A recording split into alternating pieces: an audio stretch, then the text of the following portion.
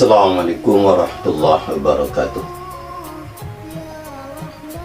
Alhamdulillah wa syukru lillah, la haula wa la quwata illa billah. Pemirsa Khotimah TV yang berbahagia, di hari ini saya sengaja membuat sebuah konten dalam rangka menyambut hari ulang tahun kemerdekaan Republik Indonesia. Tentu orang bertanya, atau kita juga kadang-kadang tidak menyadari bahwa kemerdekaan itu apa? Sebuah nikmat. Merdeka dari siapa? Atau merdeka dari apa? Tentu bahwa kita merdeka dari sang penjajah, karena negeri ini, bangsa Indonesia, pernah dijajah selama 350 tahun oleh Belanda. Maka pas ketika sudah merdeka, kita rayakan hari kemerdekaan ini tanggal 17 Agustus 1945 yang sekarang dirayakan 17 Agustus 2024. Ada yang paling menarik, kadang-kadang tidak menyadari. Ketika kita merayakan hari kemerdekaan dan kita bersyukur tentang hari kemerdekaan itu, dari lepas dari penjajah. Tapi ada yang tidak sadar bahwa di Indonesia itu masih ada sisa-sisa penjajah yang sampai sekarang masih menjajah bangsa Indonesia. Siapa mereka? Para Habib. Habib itu adalah bagian dari penjajah. Habib itu bagian dari penjajah, karena datang ke Indonesia itu yang membawa Belanda. Ingat, ada doktrin kalau Habib adalah yang pertama kali menyebarkan agama Islam di Indonesia. Itu bohong. Ketika Sang Bahar berbicara demikian, itu bohong. Belanda dulu kalah. Ia perang dengan Spanyol, kalah. Lalu perekonomian dari Belanda murat-marit. Akhirnya memerintahkan daripada BUMN Belanda yang namanya VOC datang ke Indonesia untuk mengeruk kekayaan yang ada di Indonesia. Akan tetapi tidak semudah itu. Ketika ia akan mengambil rempah-rempah, mengambil kekayaan alam yang ada di Indonesia, tentu butuh infrastruktur. Infrastruktur. Akhirnya apa ya? Butuh tenaga kerja. Dan tenaga kerja itu tidak mungkin yang didatangkan dari Belanda, karena Belanda hanya sedikit.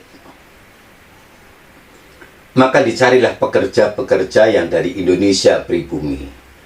Dengan kategori dua, ada pekerja yang memang menjadi kenilnya Belanda, menjadi kenil yang ikut pro Belanda, ada yang memang pekerja paksa, orang pribumi dipaksakan. Akan tetapi masih tidak cukup. Masih banyak pembangkangan, masih banyak pemberontakan. Terutama para pahlawan selalu memberikan pemberontakan kepada sang Belanda.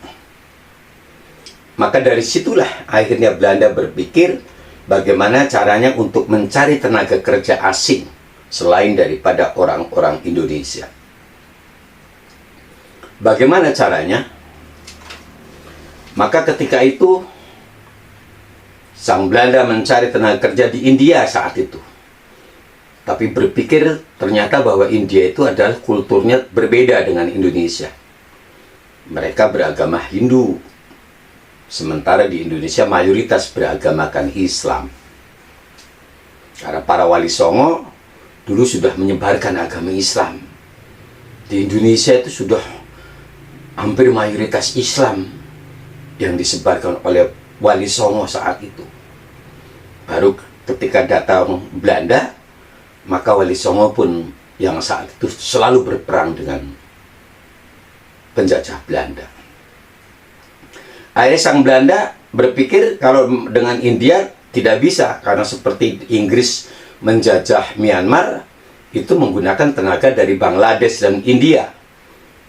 Yang saat itu memang Bangladesh jadi tentara-tentaranya Inggris menjajah Myanmar. Yang sekarang menjadi Rohingya itu yang tidak punya negara. Yang sekarang Rohingya itu terkatung-katung di mana-mana. Kembali ke negaranya Bangladesh, hari ini pun Bangladesh chaos. Bangladesh hancur negaranya hari ini. Sudah tidak punya lagi pemerintahan itu. Apa yang terjadi? Akhirnya didatangkanlah, berpikir mencari tenaga kerja itu harus di negara-negara yang miskin. Salah satunya adalah Yaman. Yaman itu dari dulu terkenal negara yang paling miskin. Kenapa Yaman diistilahkan Hadramaut? Hadramaut itu disingkatan Hadro itu artinya hadir. Maut itu mati. Sopo sing teko moro ning Yaman mati. Karena apa? Karena kelaparan. Karena tidak bisa, hanya 2/3-nya saja yang mampu dihidupi di sana. Selainnya mereka mencari sendiri keluar. Sampai hari ini. Akhirnya sang Belanda mencari tenaga kerja di Yaman, di pasar budak di sana. Kenapa ada pasar budak? Karena hidupnya sengsara. Untuk makan aja susah. Akhirnya banyak perbudakan menjual dirinya untuk dijadikan komoditas supaya dia bisa makan, keluarganya bisa makan, anak istrinya. Maka dijuallah para budak itu. Maka Belanda pun mencari para budak di pasar budak di Yaman untuk dipekerjakan di Indonesia. Akhirnya ada beberapa ratus orang datang ke Indonesia, bahkan ribuan orang datang ke Indonesia dibawa oleh kapal Belanda untuk bekerja sama Belanda. Akhirnya apa yang terjadi? Orang-orang Yaman yang sekarang Habib itu adalah bersama Belanda bekerja di Indonesia. Ada yang jadi kapiten, ada yang jadi tentara, ada yang jadi mandor. Ternyata para Habib itu rumoso, oh hidup di Indonesia nyaman, penak, surga, apapun ada, lengkap. Akhirnya apa? Maka para Habib pun lebih-lebih lagi, tempatnya saat itu memang oleh Belanda sengaja dibuat suatu perumahan. Makanya kalau di Solo itu ada Van der Burg, Benteng Van der Burg, ada kampung Arab, ada kampung Cina. Itu sengaja perumahan, itu bukan kampung lah istilahnya. Kalau dulu, sekarang kan perumahan. Kenapa berdekatan dengan Belanda, dengan Cina, kampung Arab itu? Ya supaya dipantau oleh Belanda, karena itu tenaga kerjanya Belanda. Lalu apa yang terjadi? Pas ketika sudah berlalu, sang Habib uripe kepenak. Bahkan di masyarakat pun itu lebih dihargai, dihormati sekali itu si Habib. Walaupun kastanya kan oleh Belanda, kalau orang-orang Eropa kasta nomor 1, kasta nomor 2 itu antara orang Arab Yaman dengan orang Cina. Yang ketiga baru pribumi. Yang saat itu jelas orang-orang Arab Yaman, Habib itu uripnya kepenak, apalagi dihargai sekali di Indonesia itu oleh pribumi. Karena mirip-mirip, kalau hidungnya mancung, brewokan seperti itu, oh, pasti ini keturunan Nabi, ini pasti keturunan Nabi, orang alim lah. Akhirnya sadar, para Habib berpikir, oh ternyata kepenak urip di Indonesia ini. Sing penting aku ngaku keturunan Nabi, aku ulama, sing penting bisa bahasa Arab, pasti dihargai, dihormati. Yang penting ngomong bahasa Arab di Indonesia tuh, bahkan sampai sekarang pun Kalau seorang kiai yang pandai bahasa Arab, pandai membaca kitab, wah dihormati banget. Padahal ilmunya kadang-kadang tidak seberapa. Seperti aku bisa mau kitab kuning, gagal sampai hari ini. Akhirnya apa yang terjadi? Karena dihargai, dihormati, dimuliake, akhirnya Belanda berpikir, ngene lho Bib, kalau seandainya kamu itu memang terus-menerus seperti ini, kedustaanmu, ngaku-ngaku keturunan Nabi, harus punya bukti. Maka dibuatkanlah bukti silsilahnya, bukti sejarahnya oleh Van der Berg. Supaya apa? Suatu ketika, pas ketika kamu ditanya, siapa kamu keturunan Nabi, mana buktinya? Maka sudah punya. Maka dibuatlah nasabnya, urutannya oleh orang Belanda saat itu. Dikarang oleh Habib ini, kitab ini. Itu padahal skenarionya para Belanda saat itu. Akhirnya para Habib punya dua senjata. Atau senjata, kalau Belanda senjata perangnya itu adalah pistol, bedil, bom.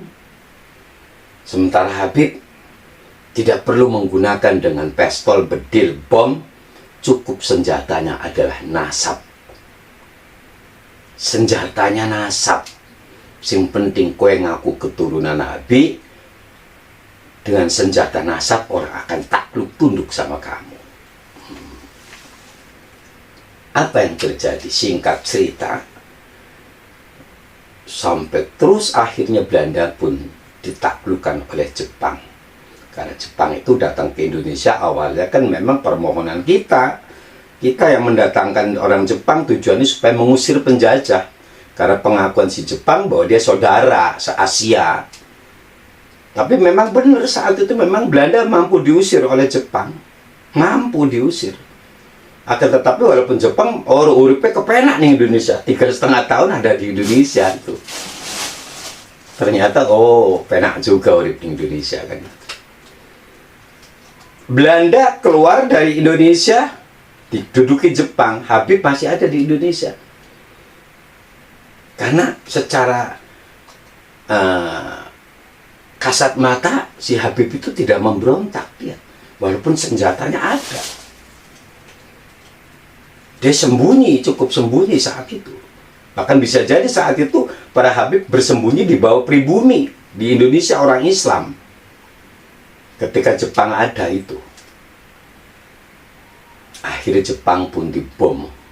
Nagasaki, Hiroshima dibom. Maka kucar kacir Jepang, akhirnya kita merdeka.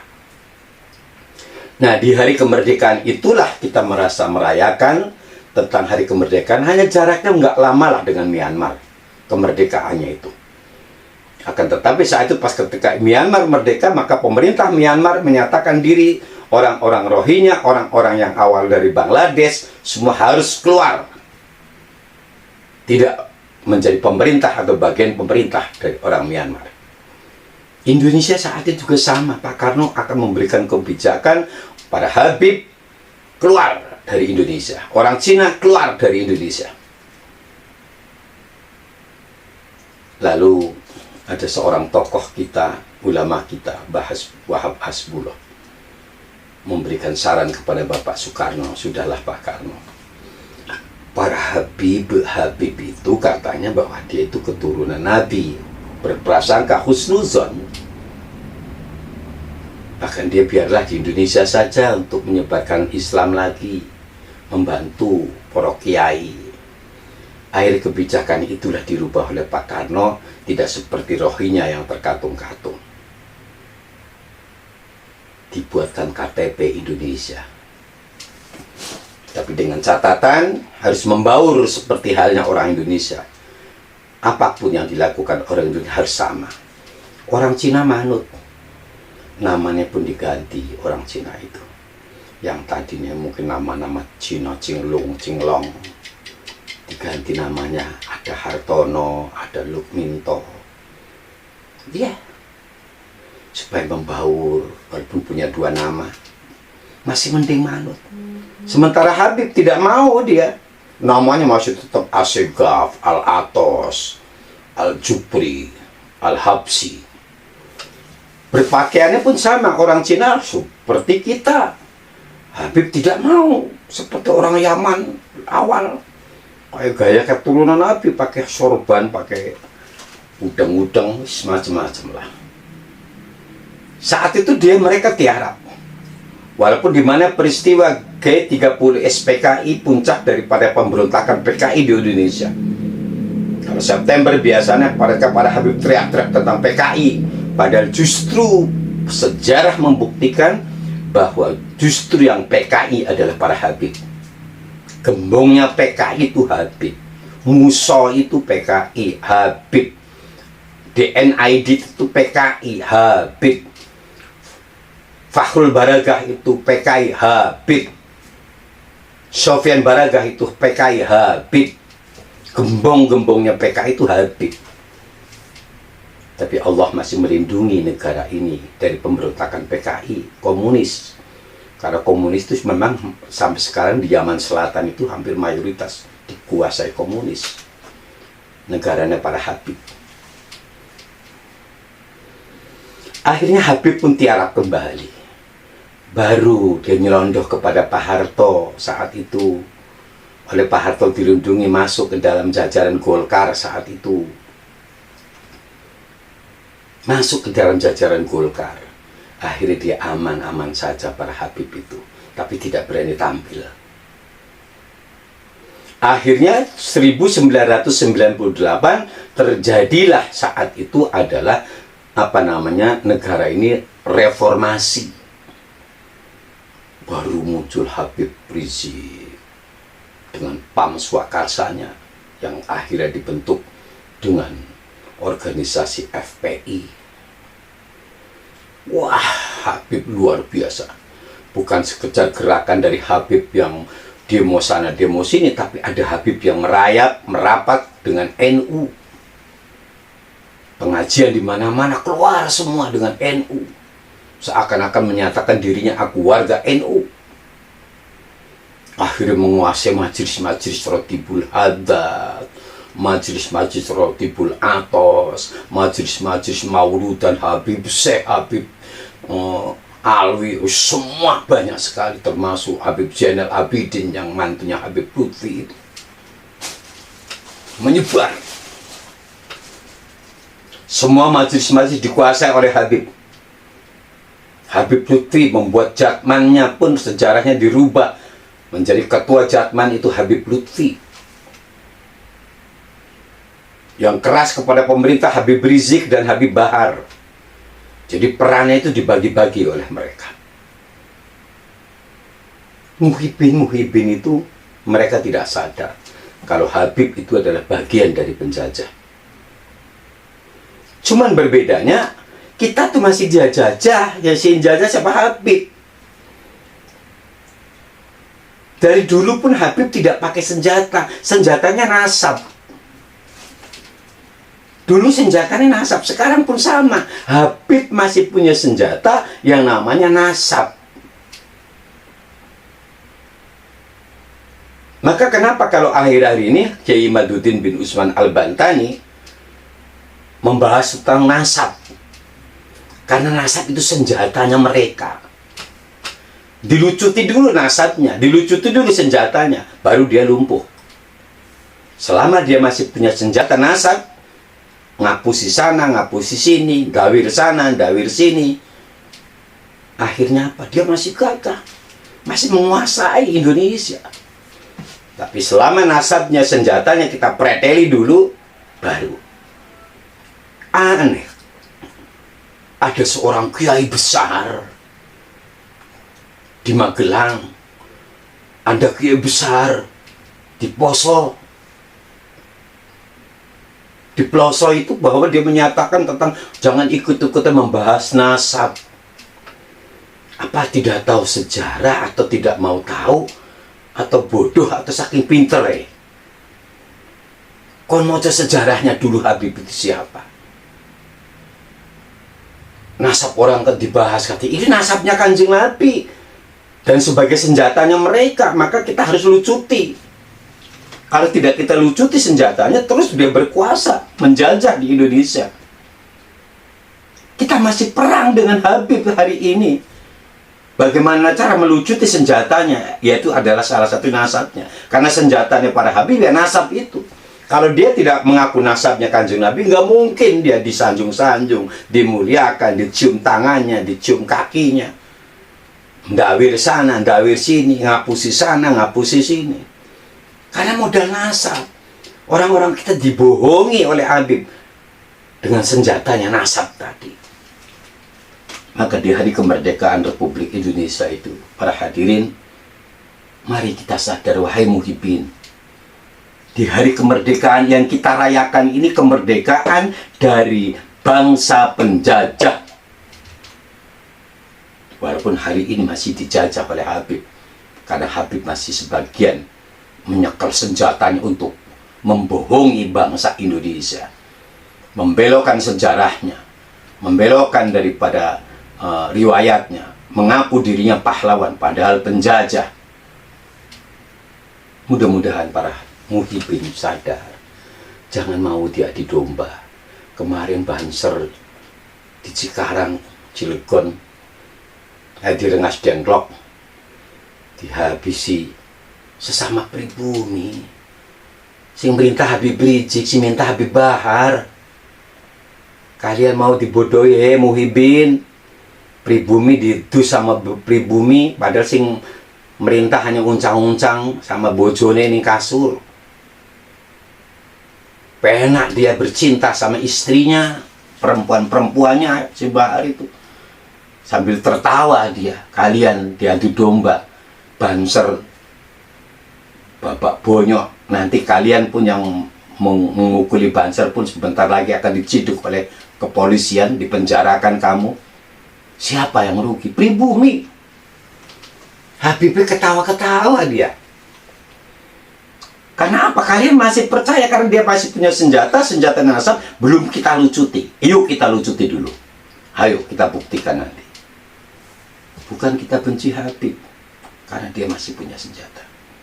Saya rasa itu mudah-mudahan kita sadar. Hari kalam bila taufiq wal hidayah. Assalamualaikum warahmatullahi wabarakatuh.